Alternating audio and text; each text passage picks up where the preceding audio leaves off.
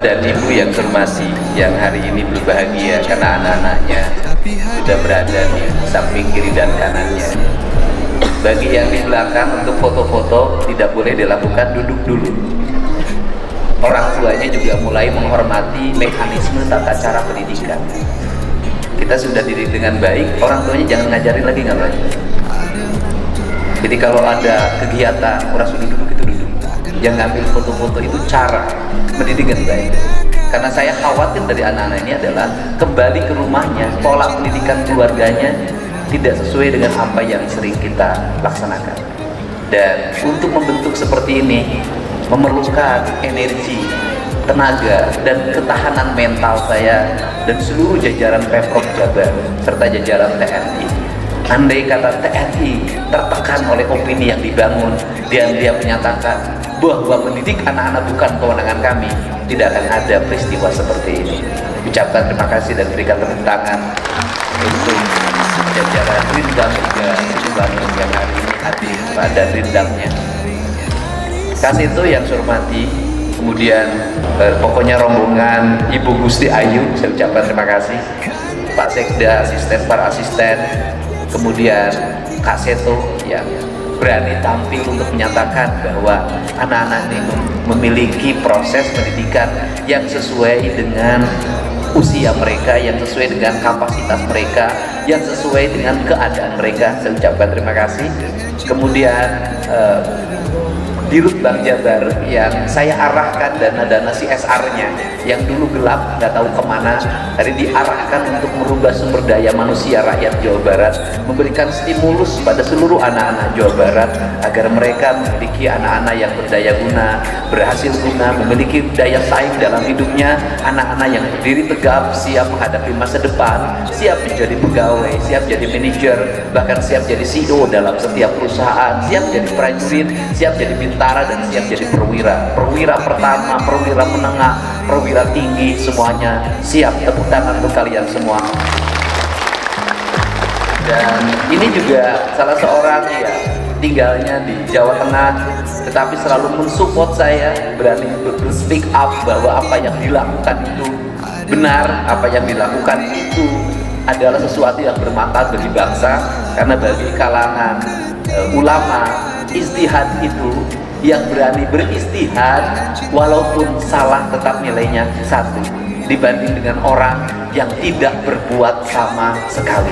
Hidup ini lebih baik berbuat walaupun salah daripada diam tidak berbuat sama sekali. Saya memberikan perumpamaan begini. Ada seseorang yang jatuh pingsan dan ada orang yang di sampingnya. Maka di sampingnya itu kemampuannya untuk membangunkan pingsannya itu hanya dengan memijit atau hanya dengan memberikan minyak wangi. Menurut saya itu jauh lebih baik. Itu bagi mereka yang praktisi, yang orang setiap hari bergelut dengan masalah, yang orang dalam setiap hari bergelut dengan problem, yang orang dalam setiap hari kemudian hidup di tengah-tengah masyarakat.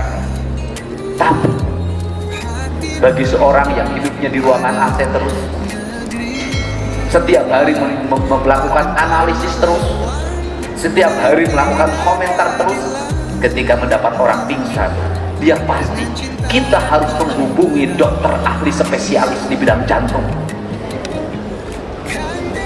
Untuk mendapat dokter spesialis di bidang jantung, maka ini yang pingsan harus dimasuki mobil ambulan yang berstandar, yang ada alat pijuknya, yang ada oksigennya. Kemudian mobil berstandar itu, kemudian cara mengangkatnya itu harus seperti ini, sesuai dengan standar kesehatan. Belangkarnya harus sesuai standar kesehatan. Kira-kira yang pingsan ini mati enggak? Mati enggak? Mana yang lebih benar? Memijit dulu, baru nyari ambulan, baru dibawa ke rumah sakit, ke ruangan ICU, baru diperiksa, baru dibuat ke ruang rawat inap, atau langsung panggil dokter spesialis berstandar. Banyak orang yang tidak pernah menyadari yang hidup dalam culture lingkungan. Culture lingkungannya baik, mengomentari anak-anak yang punya sikap yang berbeda. Budak bau pasti beda standarnya. Kalau pertanyaannya, kenapa Kang Deddy ngomongnya suka keras? Kenapa Kang Deddy ngomongnya suka meninggi? Karena saya hidup di bawah terik matahari. Saya hidup di tengah-tengah kerumunan warga.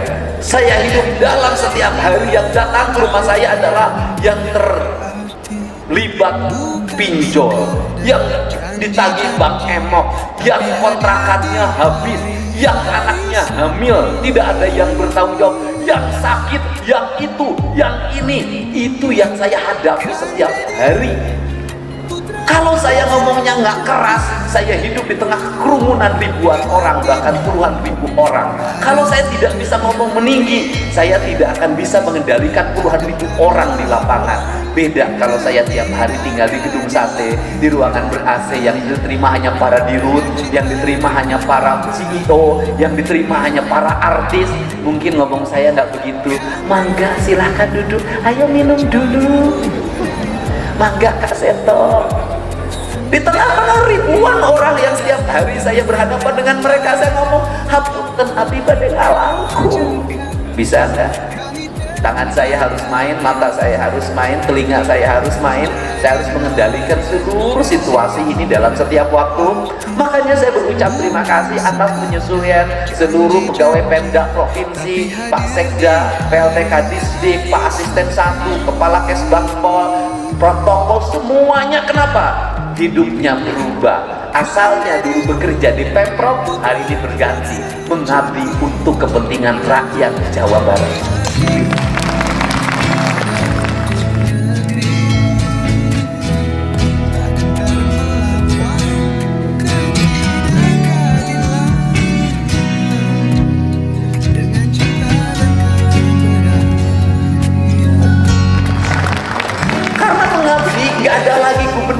Gak ada lagi sekda. Bagaimana situasi? Bagaimana saya bilang pindahkan kursi, pasang di depan. Kalau pakai struktur birokrasi, saya perintah Pak Sekda tolong pindahkan kursi. Pak Sekda perintah lagi ke Kabag Adbim, tolong pindahkan kursi. Nah, ke asisten 1, asisten pindah lagi ke Adbim, Adbim pindah lagi ke Kabag Protokol, Kabag Protokol pindah lagi. Tuh anges-anges, nggak bisa. Ini adalah kepemimpinan Pokpekpra. Kemudian orang bertanya, apakah ini instan? Nggak boleh menilai instan hari ini. Kenapa? Karena hari ini baru 3 bulan saya mimpin. Lihat nanti 2-3 tahun ke depan, apakah kebijakan saya itu kemudian terus-menerus konsisten. Membangun sistem bukan perkara mudah, membangun sistem itu perkara yang susah. Maka satu hal yang harus dilakukan oleh kita adalah memulai. Bagi saya, sistem belakangan, mulai duluan. Nanti setelah dimulai, maka sistem itu akan terbangun dengan sendirinya. Kenapa? Karena falsafah pendidikan ini adalah tutwuri handayani. Ini. Untuk itu maka pemimpin, itu kata orang Sunda tuh begini. Pemimpin ketika di depan maka dia yang memandu. Ketika di belakang dia yang menggiring, ketika di samping dia yang mengambil. Itu prinsip Siliwangi. Artinya pemimpin kadang dia di depan, pemimpin kadang dia di samping, pemimpin kadang dia belakang. Di depan untuk apa? Menggerek, memandu, mengarahkan. Kenapa mengarahkan? Kita ini tanpa arah, kita ini tanpa kompas yang memadai. Pendidikan kita mau arahnya kemana? Pemerintahan ini goalnya mau kemana? Semuanya angan-angan. Tapi seluruh angan-angan itu harus dituntun. Maka ada 2 karakter. Ini penting. Sapi Australia dengan sapi Indonesia itu beda. Sapi di Australia sistemnya sudah bagus, alamnya terbuka, 10.000 hektar dimiliki oleh 1 orang. Menggiring misalnya, saya nggak tahu, menggiring misalnya 3.000 ekor sapi, pinggirnya dipagar pakai kawat. Kemudian yang menggiringnya menggunakan kuda. Nanti ada pesawat kecil yang mengawasi. si sapi itu tergiring masuk ke kandang. Nanti tergiring kalau sudah waktunya dijual, tergiring dia masuk ke truk, tergiring dia masuk ke kapal, nanti turun lagi. Sapi Australia tidak ditendang, tidak diikat. Nah, kepala ini tidak, kepala kan dilahap, bebas. Pertanyaannya adalah, mungkinkah sapi Australia itu dibebaskan dari tenov, kemudian di Indonesia hidup? Tidak bisa. Kenapa? Kandang di Indonesia sempit. Satu kandang diisi oleh 100 ekor, lebar kandangnya kecil. Kemudian tidak bisa di Indonesia sapi dilepas. Kenapa? Jangankan dilepas, di kandang aja hilang. Sapi yang 10.000 ekor di Australia nggak ada yang nyuri. Ada cerita, saya tukang baca cerita. Ada cerita di Australia adalah seseorang kehilangan 1 ekor domba sudah lebih 10 tahun. Pada akhirnya domba itu ditemukan di pinggir hutan dan sudah berubah, bulunya sangat lebat dan hampir tidak dikenali di Indonesia. Jangankan 10 tahun, 1 jam domba lepas. Nanti besok tinggal tusuknya dibikin sasa. Beda. Cara memimpin Indonesia beda dengan cara memimpin Australia, beda dengan cara memimpin Finlandia, beda. Anak Indonesia beda dengan anak Finlandia, beda dengan anak Australia, beda dengan anak Inggris, beda dengan anak Jepang, beda. Kenapa? Di Jepang tidak ada anak remaja berkelahi pakai celurit. Di Jepang tidak ada anaknya minumnya ciu oplosan. Semuanya tertata. Kemudian penduduknya berapa? Penduduknya mereka sedikit. Satu rumah diisi paling 3 orang, 5 orang. Di Indonesia ada satu rumah ukuran 4 kali 3 meter, isinya 21 orang. Ini ngurus. Di mana penduduk yang paling besar? Jawa Barat, 54 juta. Untuk itu ekstra. Makanya guru di Australia gajinya gede. Guru di Amerika gede, di Indonesia honorer juta setengah, sirana kayak pusing. Ruang kelasnya mewah, di jalan mereka tertib, ke sekolah jalan kaki, naik sepeda tertib jalannya. Mereka setir naik bis, kemudian dia turun dari bis berucap terima kasih akhirnya. Kemudian naik bis ngantri. Di Indonesia ngantri saja belum menjadi pelajaran pendidikan di sekolah. Apa sih? Apa kelemahan pendidikan Indonesia? Gurunya terlalu mengejar pada aspek kurikulum yang ditetapkan, sehingga setiap guru berlomba. Kalau harus ada 100 halaman, maka 100 halaman ini harus saya sampaikan pada murid saya dalam waktu 3 bulan. Kualifikasi muridnya berbeda-beda. Ada yang punya buku, ada yang tidak punya buku, ada yang bisa fokus, ada yang tidak bisa fokus, ada yang bisa menyerap 100, ada yang 10 pun susah. Metodologi ini hilang dalam pendidikan kita. Akhirnya semua orang dipaksa, padahal diganti. Boleh Anda menyampaikan kalau muridmu hanya kuat 1 halaman, dia bisa menghafal dan memaknainya serta mengerjakannya, maka cukup 1 halaman saja. Orang yang baik bisa hafiz Quran, tetapi kalau tidak bisa hafiz Quran, cukup ngapalin bismillah saja. Hafal itu diamalkan amaliyah dalam kehidupan yang sebenarnya, maka yang bismillah itu memiliki keutamaan dan keunggulan dalam hidupnya. Kita lupa pada itu. Untuk itu, Pak Kadisdik, apa yang harus dirombak dalam pendidikan kita? Pendidikannya harus dirubah. Kalau hanya mengejar akademik, kita lupa, Pak.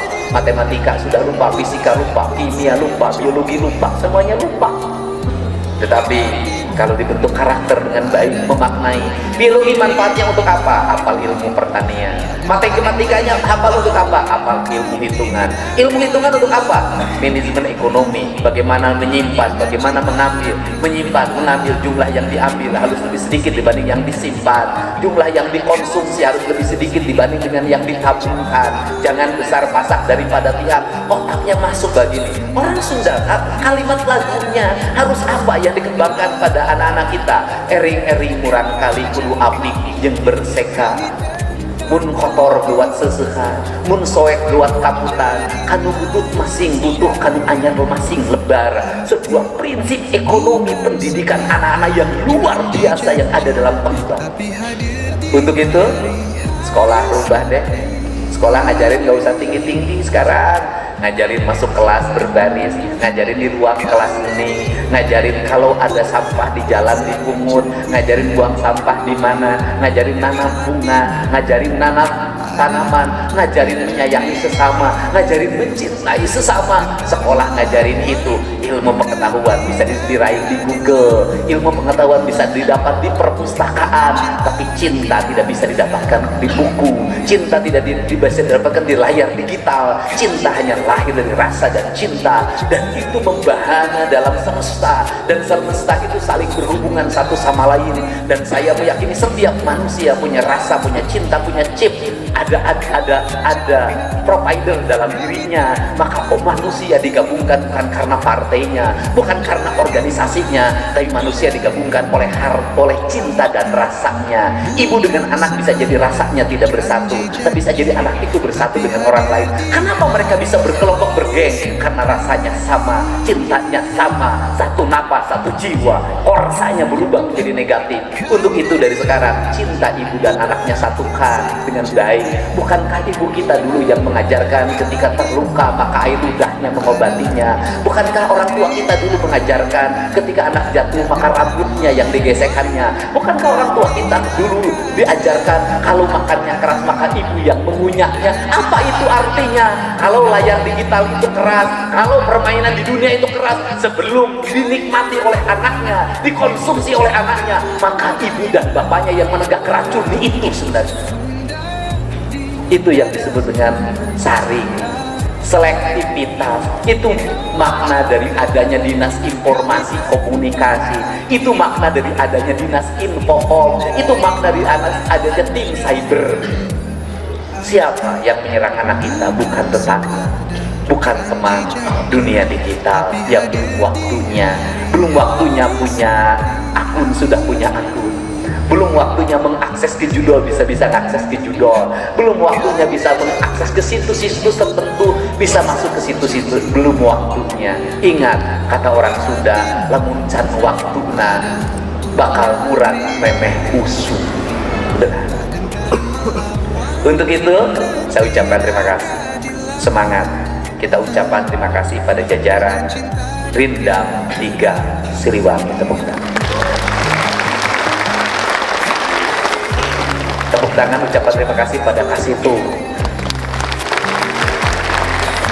pada ibu-ibu yang mendampingi para psikolog. Terima kasih semuanya. Dan pada BJB Peduli yang ikut mensupport.